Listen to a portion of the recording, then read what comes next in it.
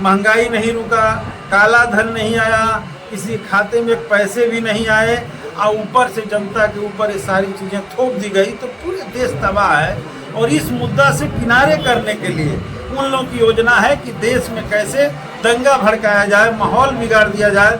और आगे इस सरकार की पूरी योजना है कि संविधान को पूरी तौर पे नष्ट करके मनुस्मृति को इस देश का संविधान बना दिया जाए। देश की जो संविधान है, जिससे हम सबको बराबरी और लोकतंत्र प्राप्त हुआ है, इस सरकार ने उस संविधान को भी तहस नहस कर दिया है। और जहाँ तक पार्टी कार्यालय का उद्घाटन समारोह है आज, तो बहुत खुशी की बात है। और मैं सबसे पहले पचरुखी के पार्टी के साथियों को अपनी तरफ से शुभकामना देता हूँ, धन्यवाद देता हूँ, बधाई देता हूँ कि पार्टी कामकाज का जो यहाँ विस्तार हो रहा है, विभिन्न गांवों में पार्टी फैल रही है, तो इसका एक बड़ी उपलब्धि है कि आज यहाँ पर एक कार्यालय का उद्घाटन हो रहा है। और आज से यहाँ एक कार्यालय नियमित रूप से चलेगा और यहीं से केंद्रित होकर के पूरे पचरुखी में और ये पचरुखी के अलावा भी विभिन्न क्षेत्रों में पार्टी के कामकाज का विस्तार होगा। तो ये हमारे पार्टी के लिए बहुत खुशी का दिन है। और आज देश की जो परिस्थिति है, हम लोग देख रहे हैं कि जब से नरेंद्र मोदी जी की सरकार सत्ता में आई है, आज जरूर वो लोग कह रहे हैं कि 9 साल बेमिसाल, 10वां साल भी अब पूरा होने जा रहा है, लेकिन 9-10 सालों में पूरे देश में बर्बादी के सिवा कुछ नहीं हुआ है। जनता के ऊपर महा आफत आ गया है। और सबसे जो बड़ी बात है कि हमारे देश की जो संविधान है, जिससे हम सबको बराबरी और लोकतंत्र प्राप्त हुआ है, इस सरकार ने उस संविधान को भी तहस नहस कर दिया है। और आगे इस सरकार की पूरी योजना है कि संविधान को पूरी तौर पे नष्ट करके मनुस्मृति को इस देश का संविधान बना दिया जाए। जिस सवाल को लेकर के जब देश में संविधान बन रहा था, तभी आरएसएस के लोगों ने बहस चलाया था, लेकिन प्रगतिशील लोकतांत्रिक संविधान बने, इसके लेकर के जो लोग चाहते थे उनकी संख्या बड़ी थी, इसलिए उन लोगों की बात नहीं चल पाई। और नहीं चलने की वजह से भारत में बाबा साहब डॉक्टर भीमराव अम्बेडकर और अन्य लोगों के सहयोग से एक लोकतांत्रिक आधुनिक संविधान भारत को मिला, जिसमें एक गरीब से गरीब आदमी, एक दलित से दलित आदमी और एक बड़े से बड़े आदमी को वोट देने का बराबरी का हक था।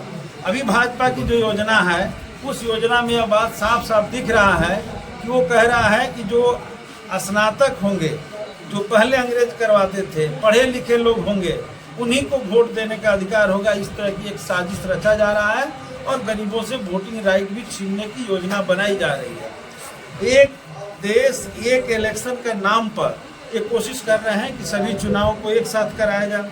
तो इस तमाम साजिश इनकी चल रही है और धीरे धीरे जनता के अधिकार को छीनने की योजना है। वैसे देखा जाए तो महागठबंधन भी ये निर्णय लिया है कि अगर आर्टिकल 90 के तहत हम लोग संविधान में पत्रकारिता कर रहे हैं, उसके तहत वो भी कह रही हैं, जो आपकी महागठबंधन की पार्टी की 14 ऐसे एंकर हैं जिसमें हमारे पार्टी के कोई भी लीडर ना जाकर उनसे बातचीत करेंगे, ना उनको ये देंगे, तो वहाँ भी तो लोकतंत्र का हनन हो रहा है। इसको आप किस नजरिए से देख रहे हैं? तो एक तो मैं वही कह रहा था कि ये उनकी योजना है। गरीबों पर महंगाई का मार है, बेरोजगारी के नौजवानों पर मार है, जो वादा किया था है। और ये तमाम कोशिश मैं यहाँ तक देख रहा हूँ कि उन्होंने 2 करोड़ नौजवानों को नौकरी देने को कहा था, वो भी नहीं दिया। महंगाई नहीं रुका, काला धन नहीं आया, किसी खाते में पैसे भी नहीं आए और ऊपर से जनता के ऊपर ये सारी चीज़ें थोप दी गई, तो पूरे देश तबाह है। और इस मुद्दा से किनारे करने के लिए उन लोगों की योजना है कि देश में कैसे दंगा भड़काया जाए, माहौल बिगाड़ दिया जाए। और आप देख रहे हैं मणिपुर किस तरीके से जला, दलित लड़कियों के साथ नंगा घुमाया गया, उनको कैसे हरियाणा को जलाया जा रहा है। और अभी राम मंदिर के उद्घाटन के लेकर के पूरे देश में उन्माद भड़काने की एक योजना ली गई है। ये कुल मिलाकर के भाजपा की योजना है कि एक बार उन्माद भड़का करके फिर हम गद्दी पर आ जाएं। जहाँ तक एंकरों की बात आप कह रहे हैं, तो हमारे देश के भीतर गोदी मीडिया के कुछ एंकर जरूर हैं जो सीधे सीधे सत्ता का प्रदान करते हैं, सीधे सीधे सत्ता की बात करते हैं और उसी के पक्ष में जितनी बातें हैं कहते हैं। जबकि मीडिया का रोल जो है जनपक्षीय होना चाहिए, जनता के सवाल को मीडिया को सामने लाकर ले आना चाहिए। यही चौथा स्तंभ का काम होता है। ये काम नहीं हो रहा है तो वैसे अगर काम यदि वो मीडिया करती है तो हम क्यों उस मीडिया के सामने जाएंगे। हमने तो कल देखा फेसबुक पर एक पोस्ट लिखा गया कि भाजपा हटाओ देश बचाओ।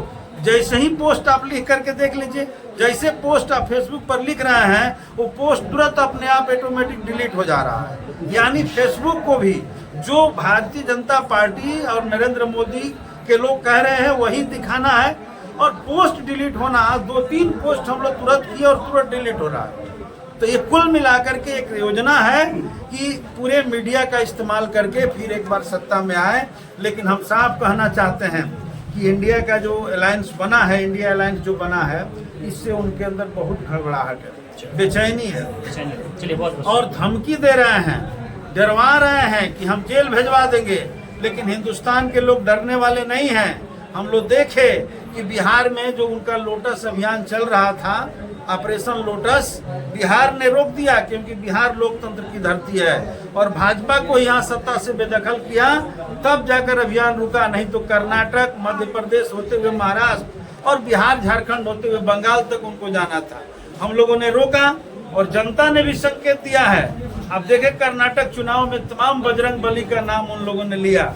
ऐसा मैंने प्रधानमंत्री नहीं देखा जो एक देवी देवता के नाम लेकर के वोट मांग रहे हैं। ये हमारे देश के लिए बहुत शर्म की बात है, क्योंकि देश एक लोकतांत्रिक देश